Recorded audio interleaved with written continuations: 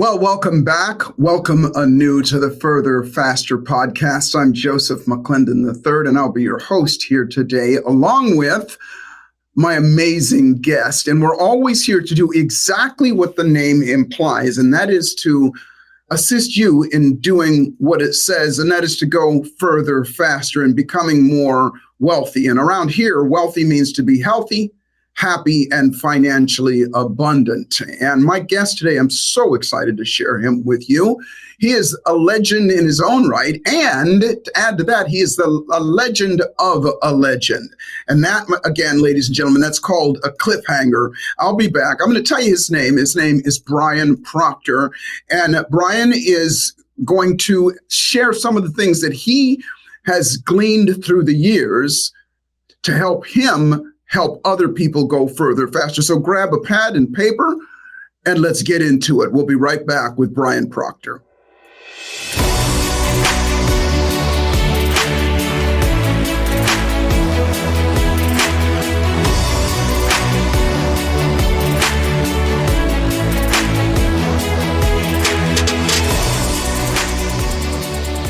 Well, welcome back. Welcome back. And again, I'm Joseph McClendon III. And normally I would just run on and on at the mouth and share with you my impression and my opinion and my introduction of my guest. But I really want to read you this intro of this amazing, amazing man so that you can get not just a grasp, but a really, really good understanding of who this man is. His name is Brian Proctor. And he is a lifelong study of how we operate as human beings. He's a facilitator of personal development and the tools and the strategies. And he is the son of the legend Bob Proctor, and one of the most well-known leaders in personal development there is since the dawn of time, as far as I'm concerning.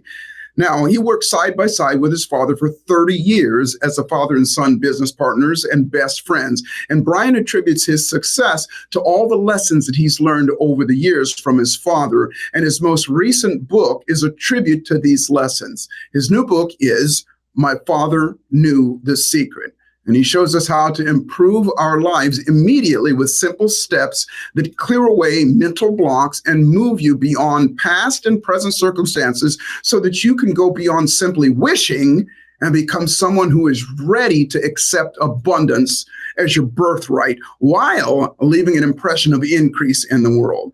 Now, Brian, along with his wife, share a mission to empower people to live their best life by leading and leaning into a simple yet profound strategy. So I'd love to introduce you to, welcome to the show, Brian Proctor. Well, thank you very much, Joseph. It is great to be here with you. Well, I'm so glad you're here. And Brian, you graced us about a month, maybe a month and a half ago with the Further, Faster Challenge. And, normally something like this, I say normally like it happens all the time, but I would talk about your father, but I want to talk about you first. Sure. And then talk to you about, you can share everybody about your engagement with your father. Share with us first off, where are you? What part of the world are you in right now? I am in Olympia, Washington on the Pacific Northwest. You're in cold country, as far as I'm concerned. I'm in California. It's a little cooler, but I tell you what, it's a beautiful, beautiful part of the country. We're right on Puget Sound, so we get the joy of the ocean here. And right now, yes, a lot of rain. Well, fantastic. And as I said before, you graced us with sharing some of your knowledge and your wisdoms to our team about a month ago. And some of the things that you shared with us are groundbreaking stuff. So I want to start to ask, and again, I'm trying my best not to go to your famous father first. However, that might be the best place for you to start. Tell us, a little bit about your upbringing, where you came from, why you do what you do, and what makes you that kind of person that does that gives to other people and makes sure other people get the most out of their lives. Well, Joseph, I grew up in this industry, in the personal development industry. My father was given the book Think and Grow Rich in October of 1961.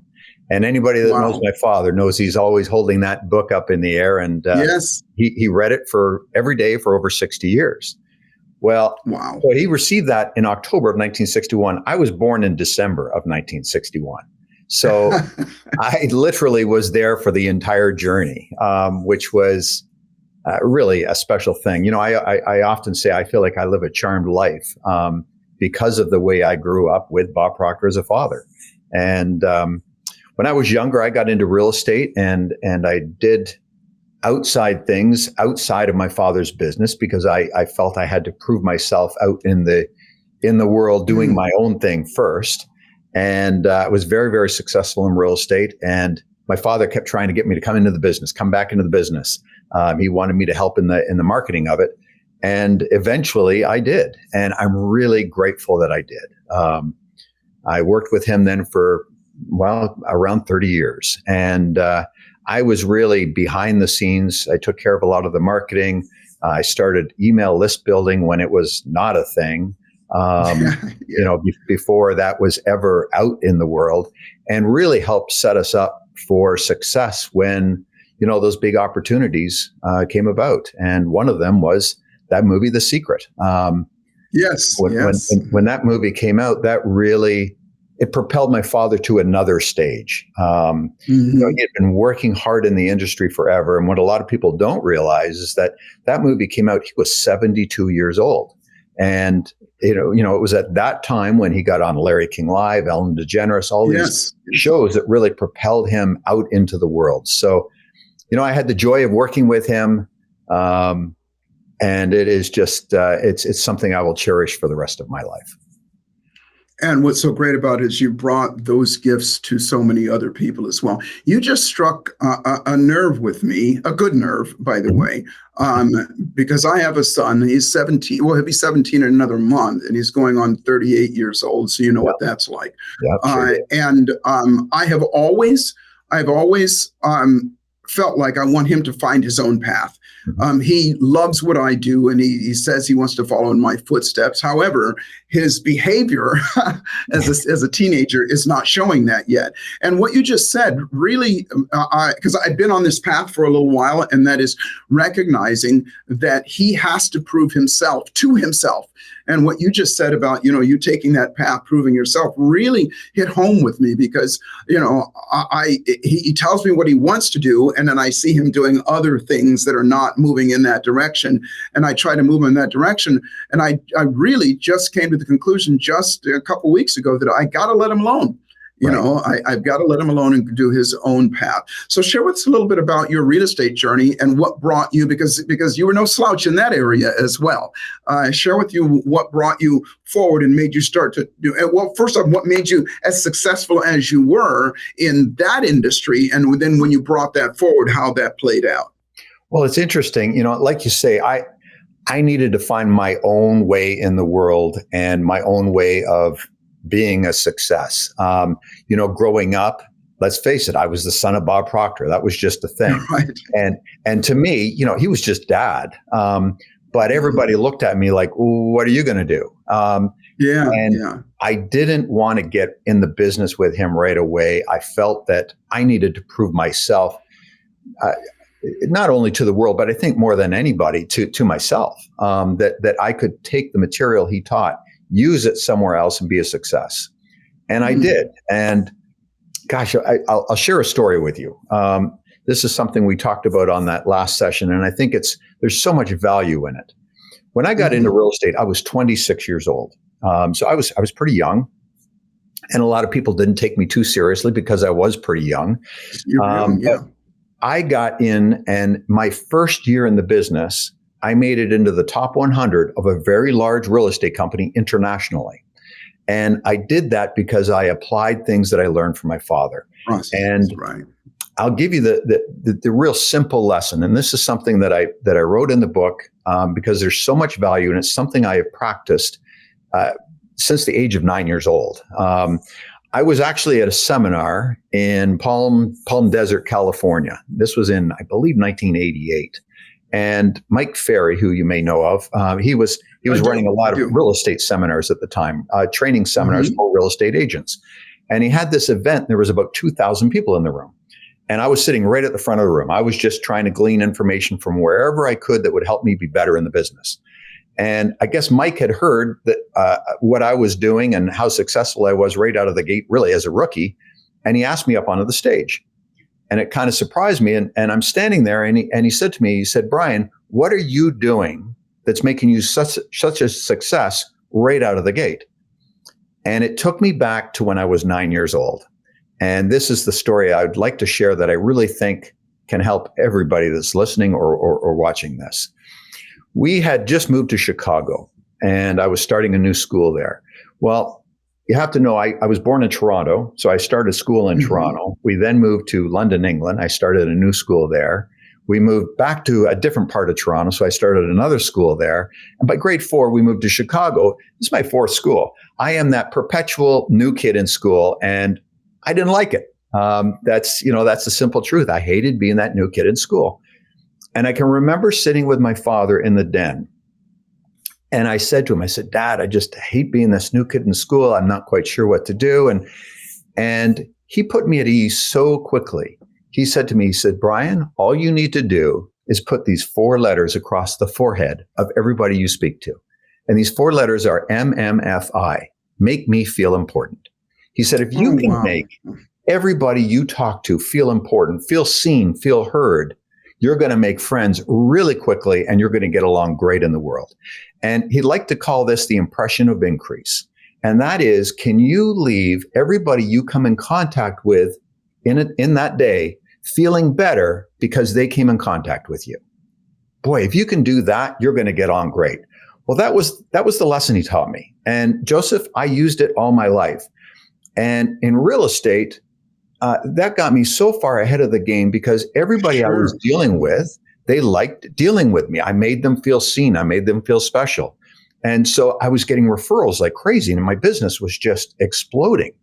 And it's simply that, the impression of increase. Everybody I come in contact with, I do whatever I can to make them feel better that they were in contact with me.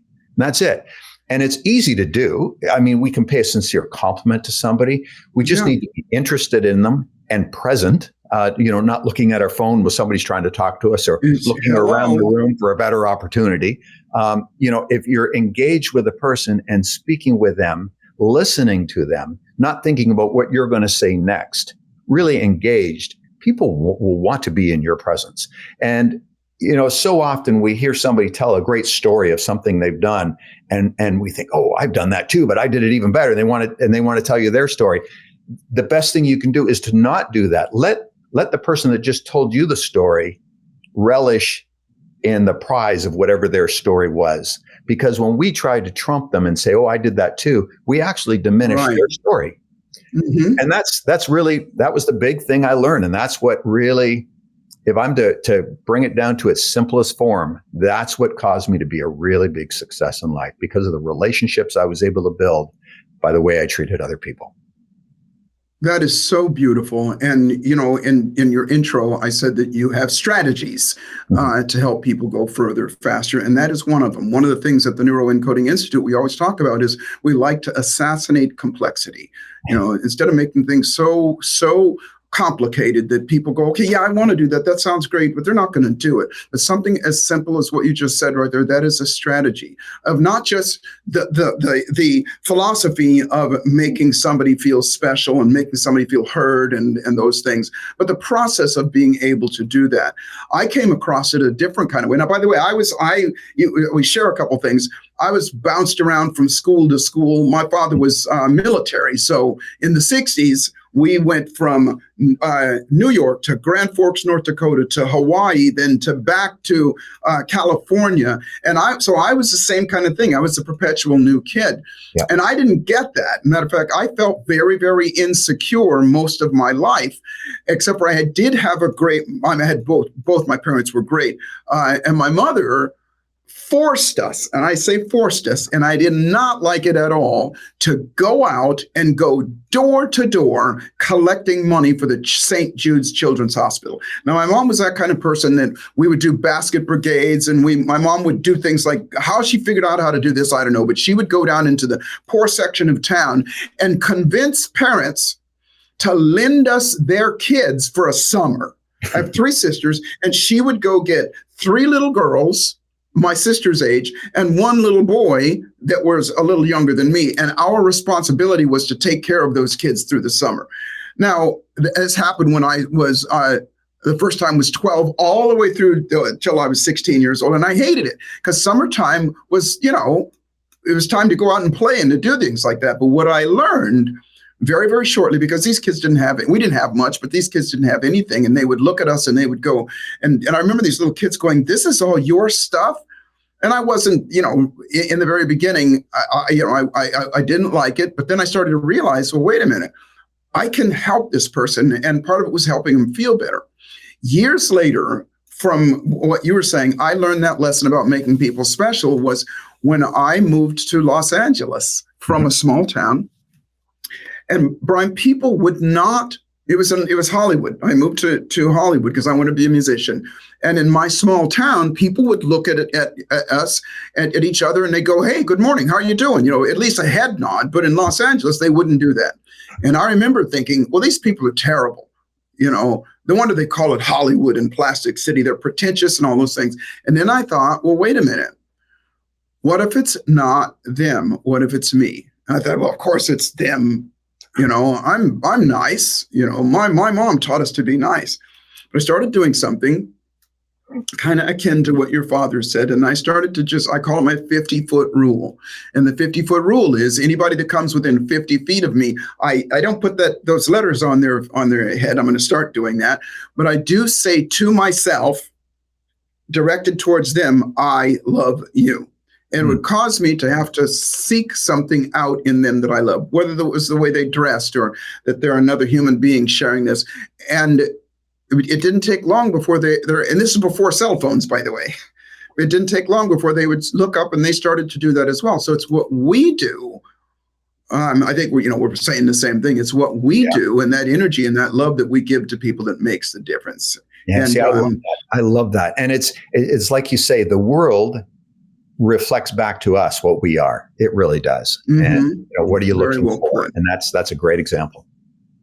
I love that as well. Share with us maybe some, because I love this. I got your father's books, and I was, you said, he read the book Think and Grow Rich, and I may have heard that from him. Mm-hmm. I didn't read it every day, but I read it, once or twice a year from the time I was 9. And that was my first book, by the way. Wow. In 1972, I got the book and read it, and I'll kind of give away a little bit of the secret to that book was do what the book says. Because I know a lot of people who have the book and didn't do the exercise. I did the exercises. So share with us maybe some other things that your father shared with you, taught you about life and about how to treat people and how to be successful. Well, I guess I can go back to even one of my earliest memories. I remember the first thing I can remember as a child was Dad tucking me into bed. And I realized how fortunate I was, but I go back to that memory and I think of how special it was and what he did for my self-image. When he would tuck me into bed, he would sit on the side of the bed. He'd put his hand on my chest. He wanted that physical connection. And he would start to talk about my day and all the great things I did that day. And then if something bad happened, he would have me look for the good in it, which is really something special, something important to teach a child for sure. But then he would end it with this. He would say, "Brian, you are capable of being, doing, or having anything you want in this world. So you're going to have a great sleep. And when you wake up in the morning, you're going to have a big smile on your face. And you're going to have a wonderful day." And that's kind of who Bob Proctor was. That's who he was as a father. And that is something that he did for me whenever he was home.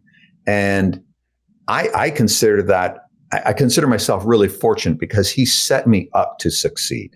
And I got to do that then with my children. I did the same thing. And now I have grandchildren and I see my daughter doing it with my grandchildren. And it's a spectacular way to be. It is a great way to raise kids. And it is a great way to raise self-confident kids that will know that they're capable of anything. That's one little nugget I can give you here before Brian, I'm going to tell you right now that little nugget has changed my life and has changed my son's life, and hopefully so many other people's lives, because you shared a little bit of that with when you spoke to the Further Faster challenge. And since you shared that, I've been doing that with my son. And I got to be honest with you, the first couple of times it was uncomfortable for both of us because he's 17. And I have always gone in, and my father would always come in, and I remember it used to upset us, my sisters and I, that he would come in late at night because he would work late at night, and he'd always turn the light on. We'd be fast asleep, and he'd come and turn the light on, and he'd just stare at us, and we're just kind of grumpy in our beds, and we didn't. But at the time, I didn't know that. And later on in life, I asked him, "Why did you do that?" And he goes, "Because I wasn't around you guys all day long, and I just wanted to see you and just send you some love." Mm-hmm. And so, but since you said that, I've been doing that with my son. And I'm going to tell anybody that's listening, if you have children, no matter what their age, my first time doing it, my son looked at me like I touched him with hot lava. Like, what are you doing? And I said to him what you said, and I kind of made up my things. And now I go in, and now I don't touch him on his chest. I'll touch him on his leg and heel, and I'll say those things to him. And he's and this has been maybe a month and a half since he shared that. And now it has become a comfortable thing, and I can see it and feel it in his eyes. And he has, again, he's a teenager and he's going through that stage, but I can see that in him, that he is starting to move as a human being differently as a result of that. So again, ladies and gentlemen, these are not just stories. These are strategies. These are processes that you can use. Brian, we're going to take a short break here. And when we come back, I'd like to learn more about your new book, My Father Knew the Secret. And so, ladies and gentlemen, we'll be right back in just a couple minutes with Brian Proctor.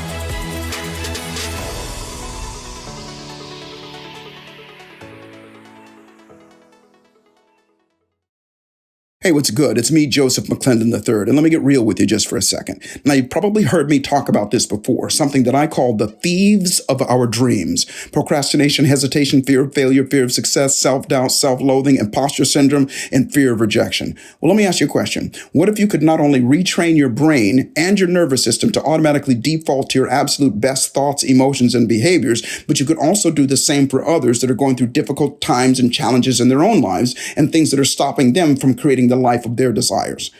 Well, this is what I call neuroencoding. And at the risk of sounding arrogant, these are the same tools, methods, and strategies in neuroscience that I've used to operate in the upper 5% of all of my own businesses, especially as a coach, a speaker, and a presenter for the last 30 plus years. The Neuroencoding Institute provides you with the knowledge, the tools, and unmatched support to become a certified neuroencoding specialist and guide you to the life of wealthiness. And remember, wealthy means to be healthy, happy, and financially abundant. Go to neuroencoding.com to speak to an enrollment specialist today, and I look forward to serving you at the highest level. You're enjoying this episode on Angel Phoenix Productions Podcast Network. To explore a complete lineup of quality programs and media production services, head on over to angelphoenix.com or like our Facebook page at facebook.com/Angel Phoenix Productions.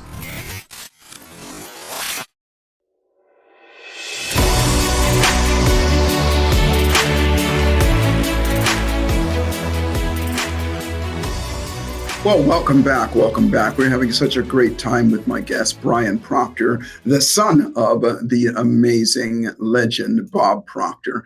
And we were just talking about some of the strategies and processes that you can do, that we can all do. And that's what we're all about, is don't just listen to this and go, that was a great podcast. Take this stuff and use it.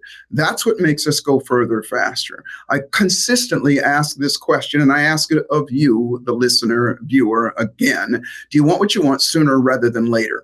The answer is always a resounding yes. It does not mean that you have to rush through things and that you don't get to be patient through things and savor the moment and things like that. It's just that instead of the time that gets wasted, if you will, and a lot of that from distractions, you get to get what you want sooner rather than later. And that further faster is to be wealthy. And wealthy means to be healthy, happy, and financially abundant. So when we left, Brian, you were sharing with us some things. And I'd like you to share with us, if you would, maybe a bit about your book, mm-hmm. My Father Knew the Secret. Share with us a little bit about that, maybe some tidbits of that can help us go further faster as well. Well, you know what, Joseph, I started writing this book about 4 years ago. And when I started to write it, my father was alive. And I'll be quite frank. I expected he would still be here when I released it. Sure. And anyways, that didn't happen. He knew I was writing the book, and we were having a lot of fun around it. I just thought it would be. My wife and I were talking, and I said to her, and I can remember this conversation a few years ago. I remember where I was standing, and I said to her, I feel like I need to write a book. And I said, I've got so much stuff in me, but I'm not quite sure how to approach it. And she looked at me like I had two heads, and she said, every seminar, what's the one question you get asked? I was working with my father for years. We'd have seminars with thousands of people in the room. The number one question I can tell you that I always got was, what's it like being Bob Proctor's son? And so I thought, you know what? I could write a book around that. I'll write a book about all the things that he taught me as his son. And Corey, she said to me, Brian, you're the only one that can tell the story. You're his son. Absolutely. You were there for the entire ride. So I started to write the book, and Dad and I had some fun around it. We often would be on the phone with each other at 5 a.m. We're early morning people. And I would tell him what I was writing, and he would give me some more stories and some different things that we had done at the time or to share that really helped along the way. And I was probably halfway through the book when he passed away. And so I finished the book after he was gone. And, it was tough. It took me probably 3 months before I could even pick the pen back up to start writing. But I did. And I'm so proud of the book. It really, it's not about me. It is really about who my father was, what he taught me, and really why I live such a charmed life. I often say Dad never gave me anything, but he gave me everything, and he taught me a better way to live. And that's really what I share in the book. And the book is just full of stories and anecdotes of what he taught me. And then what I like to do is, this was my wife's idea. I thought it was such a brilliant idea. I have consider points at the end of each chapter. And those consider points are for you to take a look at and think, how can I apply this lesson or this story into my life right now so that I can live a better life? And that's really how I went about it.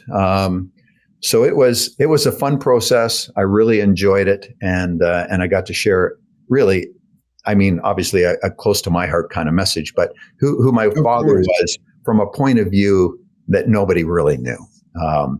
So it was pretty special.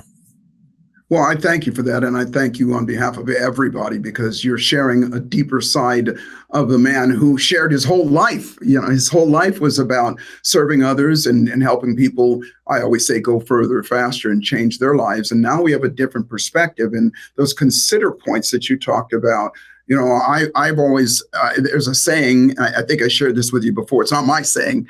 I love to quote other people. And the saying was from Joe Frazier, the heavyweight boxer champion back in the 60s, I think it was. And he said that between the promise and the payoff is always process. Right. And whatever that promise is, whatever we make that promise to ourselves, or somebody else makes that promise to us that we can have this, whether it's the money, the health, the happiness, we can have whatever it is, it's not going to just show up. And I appreciate what you said, saying you lived a blessed life, but in between that blessed life, I know you did your part as well. Yes. And that place in between there is process. And the process is not always, in my opinion, not always the school of hard knocks, because we have beautiful people like yourself who are going to give us those nuggets and, for lack of a better term, shortcuts, or what do the kids say, hacks, that are going to help you get to that place easier, quicker, and faster, and along the way. And I like what you say with regard to increase others' lives, and not just leave this place a better place, but increase it with every moment that you're there as well. So again, thank you so much for, sharing that part of your life and your father's life, and sharing those things with us. And what's next for you? What are you doing now? Because I know you're out there. Go ahead. Yeah. For me, it's just my mission is to get this book out in the world in a really big way. One of the things I talk about in the book, I say it in the beginning and I say it at the end, and that is, what would happen to your life if you were the best version of you every single day. Wow. And that's how I've been living my life right now. I have been taking this and I am being the best version of me every day. I'm doing whatever I can to get this book out in the world. And that is my mission at the moment. I know the value that is in here. I put everything into a simple book that my father taught his entire life. So I know there's value. You know, one of the things Dad always said, Joseph, he said, a pro is at their best regardless. And we need to learn how to live our best version of ourselves, no matter what our outside circumstances are doing. And that, it takes strength for sure, but it takes awareness. And when we're aware that we can be better than what's going on around us, we'll start to live a better life. And that's how my father lived. You know, I witnessed in the first chapter of the book, I share a story, and this is a real quick story I'll share with you, but this is such a great example. He was in the intensive care unit. He was literally 2 to 3 days away from dying. He was in a lot of pain, had some infections in his body, was not doing well. And I was able to sit with him in that room for hours upon hours, and we just held hands and we talked when he was awake, but we were just with each other. And he had all these tubes coming out of him. A nurse came in the room and she had to put another IV in him. And I can remember hearing other people in the hospital, other patients yelling at the nurses and the doctors because, you know, they're uncomfortable. Dad never did that. He never did that. And this lady's poking and poking and poking. And I'm here to tell you, my father's not big on that stuff.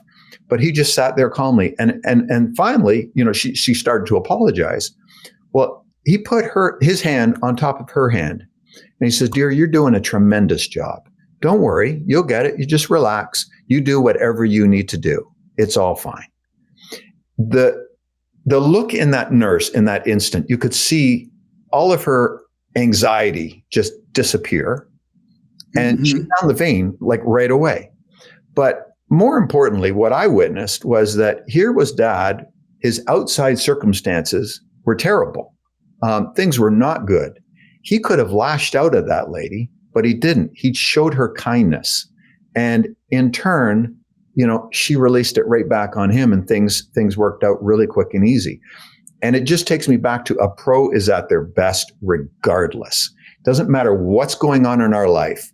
There is no reason for us to treat anybody poorly. And if we're the best version of us every single day, gosh, what's going to happen in your life? Now, I'm not going to promise you that your life's going to change in a week or a month, but if you are the best version of you every single day and you just keep focused on that, I do promise you this, 6 months from now, you're going to look back and you're going to think, wow, what happened? And you will be living a better life. A year from now, it'll be that much better. You know, your Further Faster podcast, I love the name of that because that's what it's all about. You'll get further faster if you're the best version of you every day and you treat those around you in the best way possible. Brian, that is such an amazing, amazing story, an amazing saying there about being the best version of yourself and how you can do that. And those questions make us do things. And I would like to add to that, if I may, and that is that what you said is true. You can't guarantee that your life is going to change right away. And I think you can. I think that it might not be noticeable and it might be just fractional, but it is going to change right away as soon as you start to answer and ask those types of questions. And then you take it out. And I'm a big proponent of helping people recognize that at least I did something different. At least I, picked my head up from the phone and acknowledged myself or acknowledged another human being. At least I did that. At least I took the garbage out today and build on that type of success. So listen, I could go on with you and I want to ask you two last questions. Number one is, can we do this again? Because I could talk to you this went by so fast. And Joseph, I'm totally yes open to do this again. Yes, that's a big yes. I appreciate you so much for that. And the second question is, in assisting you and getting the book out, how do people find you? How do people follow you in this day and age where obviously, there are different things that we can do? And how can they get a hold of your book? Well, you can get the book just by going to brianproctor.com. There will be links there that you can get the book in whatever country you're in. There's some bonuses there as well. If you purchase the book, I have a downloadable workbook that you can use to follow along with the book to help you implement the lessons better. So that's where I would suggest just go to brianproctor.com and you'll get all the information you want to see. Spectacular. We're going to make sure that this is also going to be in the description here so that you can have that as well. Brian, thank you so much. And you are a blessing and an absolute treasure to all of us. And I look forward to doing this again. And ladies and gentlemen, as you know, I always say that life is exactly what you dare to make it, and fortune favors the bold. And so the trick to life is to always boldly step up and dare to make your life magnificent. Boldly doesn't always have to be aggressive. Boldness means to do something as bold as pick up a book or apply something that you've learned somewhere else. So along with my dear guest, Brian Proctor, I'm Joseph McClendon III. And remember, go further, faster, and I'll see you at the top.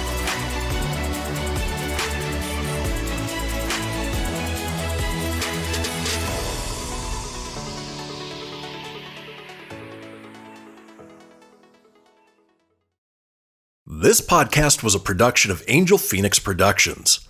Explore more episodes of this show or other great shows on the Angel Phoenix Podcast Network by visiting angelphoenix.com. The views expressed in this show do not necessarily represent those of Angel Phoenix Productions or its advertisers and may contain language that's unsuitable for younger listeners.